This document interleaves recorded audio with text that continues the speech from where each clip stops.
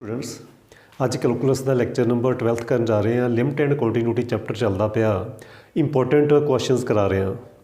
Important questions जिन्हों के paper च आने बहुत सारे चांसिस है। जिस तरीके असी अज क्वेश्चन करन जा रहे हैं, limit x tending to 0 cos 1 over x does not exist. चाहे साइन 1 over x हो, मैथड सेम है, जस्ट रिप्लेस कर दिओ cos विद साइन। डेफिनेशन के नाल करांगे। ਅਸੀਂ ਸਪੋਜ਼ ਕਰਾਂਗੇ ਸਭ ਤੋਂ ਪਹਿਲਾਂ ਤਾਂ ਲਿਖਾਂਗੇ ਕਿ ਐਫ ਐਕਸ ਨੂੰ ਅਸੀਂ ਲੈ ਲੈਂਦੇ ਹਾਂ cos 1 over x। ਫੰਕਸ਼ਨ ਕੀ ਹੈ ਸਾਡਾ cos 1 over x। ਉਸ ਤੋਂ ਬਾਅਦ ਅਸੀਂ ਡੈਫੀਨੇਸ਼ਨ ਅਪਲਾਈ ਕਰਾਂਗੇ। ਲੈਟ ਇਫ ਪੋਸੀਬਲ ਅਸੀਂ ਇਹ ਸਪੋਜ਼ ਕਰ ਲੈਣਾ ਕਿ ਲਿਮਟ ਐਗਜ਼ਿਸਟ ਕਰਦੀ ਹੈ। Let if possible limit x tending to 0 f of x is equal to l। Suppose कर ली लिमिट एग्जिस्ट करती है तो वह एल के इक्वल आ। ओके, हुण असीं लिमिट की डेफिनेशन अप्लाई करांगे।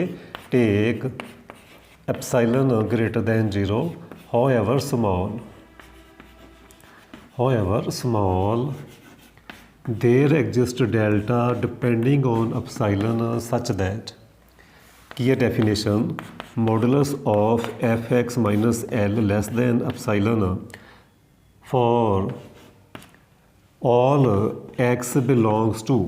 जे एक्स टेंडिंग टू 0 आ साडे कोल, एक्स टेंडिंग टू 0 आ तो की लिखांगे 0 minus delta to 0 plus delta. इस इंटरवल चों असी एक्स लेने हैं, इस इंटरवल चों एक्स लेने हैं।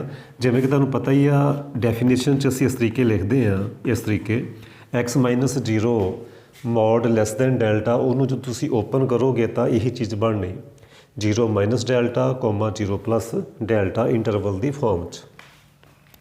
तो तुहानूं ये भी पता कि असीं एप्साइलन बाय 2 ले लैंदे आ, क्योंकि दो मॉडुलस होणगे उन्होंने ऐड करांगे epsilon by 2 plus epsilon by 2 epsilon हो जाएगा एंड तक जाके। सो लैट इस एक्स चों इस इंटरवल चों कोई दो एलीमेंट लवांगे कि x1 ते x2। Let x1 x2 belongs to interval. कोई दो नंबर लवांगे इस इंटरवल के अंदरों minus delta to delta interval चों कोई दो नंबर लै। ये रिजल्ट इन्हां नंबरों लिए भी होल्ड करेगा कि आ जाएगा। So F x1 minus L less than epsilon by 2 and F x2 लिए भी होल्ड करेगा लैस दैन एप्साइलन बाय 2। हर एक क्वेश्चन मैं सेम मैथड के नाल करा रहा। ये नहीं कि कोई क्वेश्चन किस तरीके कराता, कोई किस तरीके कराता। तुसीं देखिया होना मेरे पिछलियां 2-3 जिन्ने भी लैक्चर सी जिन्हां च असीं ये चैप्टर स्टार्ट किया, हर एक क्वेश्चन को असीं इसे तरीके ही करते पे हैं। हर एक क्वेश्चन को इसे तरीके ही असीं कीता। नाउ ते कंट्राडिक्शन के नाल ही असीं क्वेश्चन करते हैं सारे। F X 1 minus F X 2 की करोगे एल माइनस करोगे एल ऐड करोगे। हर क्वेश्चन सेम मैथड। फिर डेफिनेशन अप्लाई करांगे मॉडुलस दी F X 1 minus L plus L minus F X 2। ये भी लैस दैन एप्साइलन बाय 2 असी डेफिनेशन च कह चुके हैं।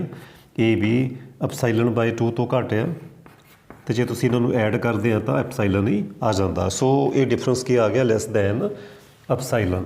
ये आ गया साडे कोल। सो ये difference F X 1 minus F X 2 difference आ गया लैस दैन एप्साइलन। इनू असी नेम दे देने star.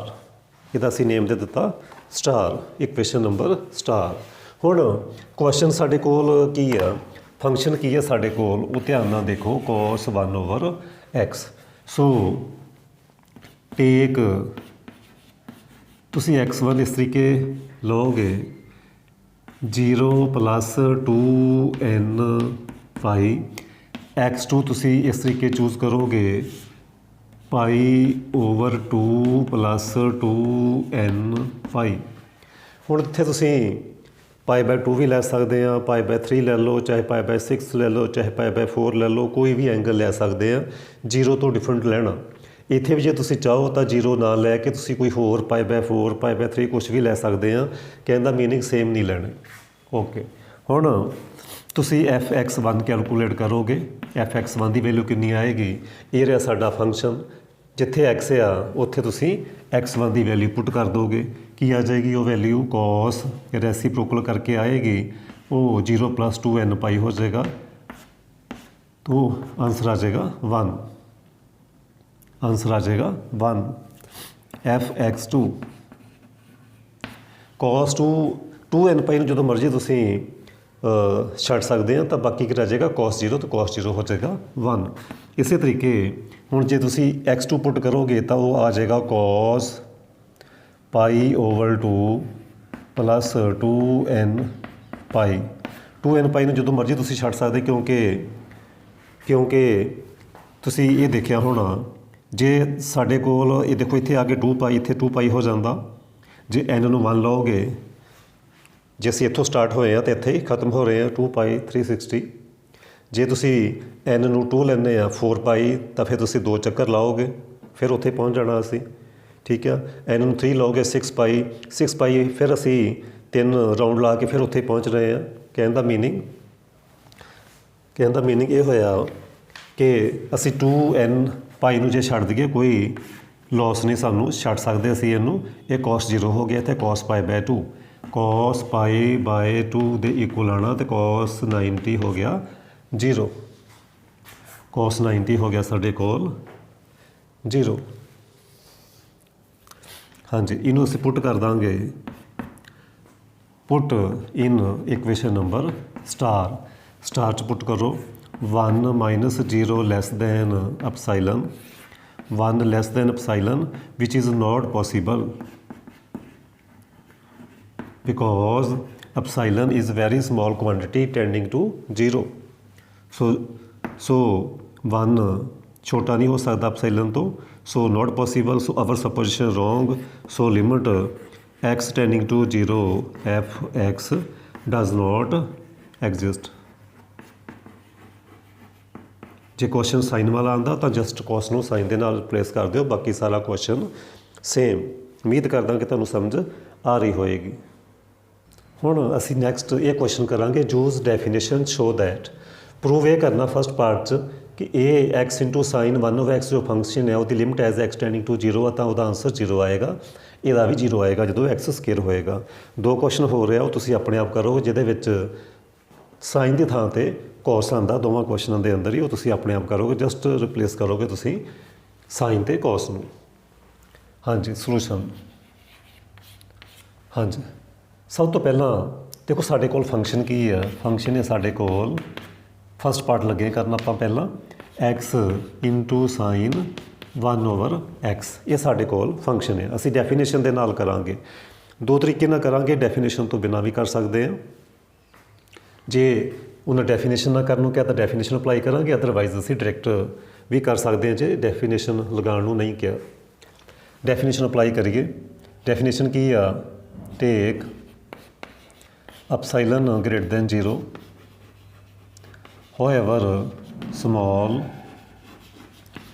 there exists delta depends on epsilon such that for x minus 0 less than delta x minus 0 x minus 0 definition तुसीं पढ़ चुके हैं पहले। एफ एक्स माइनस ये एफ एक्स साढ़े कोल आंसर की है 0, ये शो करना 0। F x minus L, L की होंदा जो भी लिमिट आती है वो।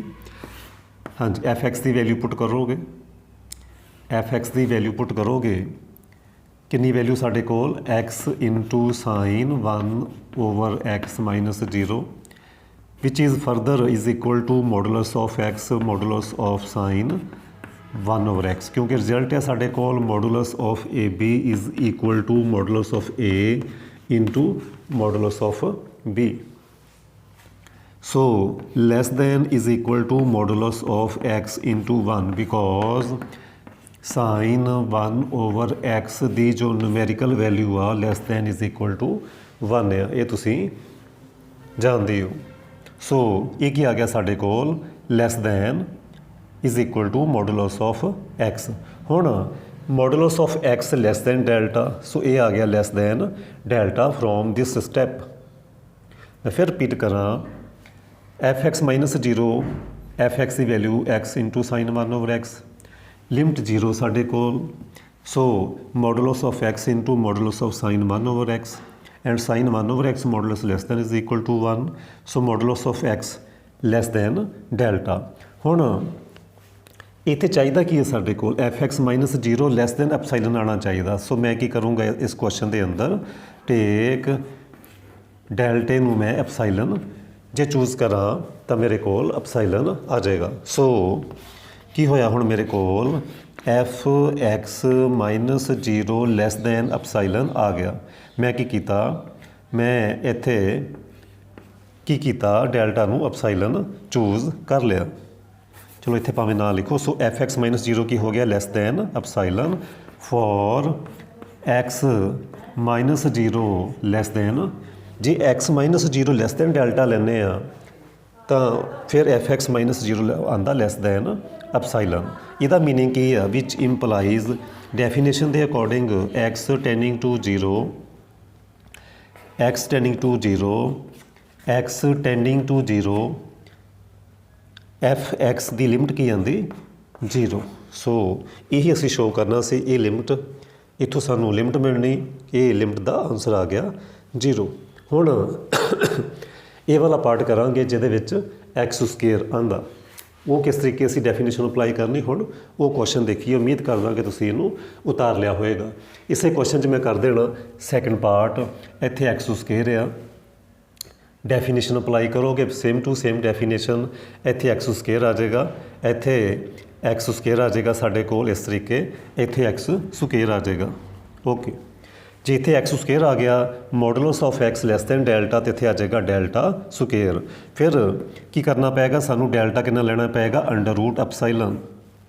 जे डेल्टा नू अंडर रूट एप्साइलन लओगे तां ही इत्थे साडे कोल आएगा एप्साइलन। ठीक है जी जो डेल्टा स्क्वेयर आ गया फिर की लेना पेगा डेल्टा नू अंडर रूट एप्साइलन दा स्क्वेयर किया तो फिर साडे कोल एप्साइलन आएगा इत्थे। ओके सो बाकी क्वेश्चन फिर सेम। सो इस तरीके ये क्वेश्चन तुसीं करोगे। हुण होर असीं करते हैं कुछ क्वेश्चनस। हाँ जी हाँ जे ये डायरैक्ट करना होवे क्वेश्चन जे डेफिनेशन की बजाए डायरैक्ट करना होवे फिर की मैथड आ। जे ये ना क्या होवे कि डेफिनेशन चूज़ करो फिर किस तरीके करांगे फस्ट पार्ट फिर किस तरीके करांगे फिर की करोगे तुसीं एफ एक्स तुसीं सपोज कर लोगे x and g x suppose कर लोगे साइन 1/x जे डायरैक्ट करना होवे। ओके तो की करोगे limit x tending to zero F x find करोगे पहला limit x tending to zero F x की वैल्यू की आ एक्स तो आ जाएगा जीरो। दूसरा काम यह करना होंदा तुसी जी का मॉडुलस फाइंड करोगे जी का मॉडुलस फाइंड करोगे तो की आएगा साइन 1/x का modulus which is less than is equal to 1। So मेरे को जी एक्स की आ गया जी एक्स आ गया less than is equal to 1 in deleted neighbourhood of zero. So जे इस तरीके आ गया जे एफ एक्स की लिमिट जीरो होवे जी एक्स की जी न्यूमेरिकल वैल्यू लैस दैन 1 होवे तो असी ये कह सकते हैं कि उन्हों की जी प्रोडक्ट आ वह आंसर भी फिर जीरो इंटू समथिंग जीरो ही आएगी। फिर इस तरीके भी कर सकते हैं। ओके हुण असी करन जा रहे हैं नैक्सट क्वेश्चन। हाँ जी स्टूडेंट्स बाकी क्वेश्चन असी अपने अगले लैक्चर च करांगे क्योंकि मेरे कॉलेज आने का टाइम हो गया। सो अगले लैक्चर के अंदर असी इंटैगरल पार्ट नाल रिलेटेड क्वेश्चन करांगे इंटैगरल पार्ट दे नाल रिलेटेड। सो तुसी डेफिनेशन पढ़नी इंटैगरल पार्ट दी 2.3 का इंटैगरल पार्ट कितना हुंदा -2.3 का इंटैगरल पार्ट कितना होएगा ये तुसी इंटैगरल पार्ट की डेफिनेशन पढ़ोगे फिर तुहानूं ये क्वेश्चनस समझ आएंगे। Okay thank you.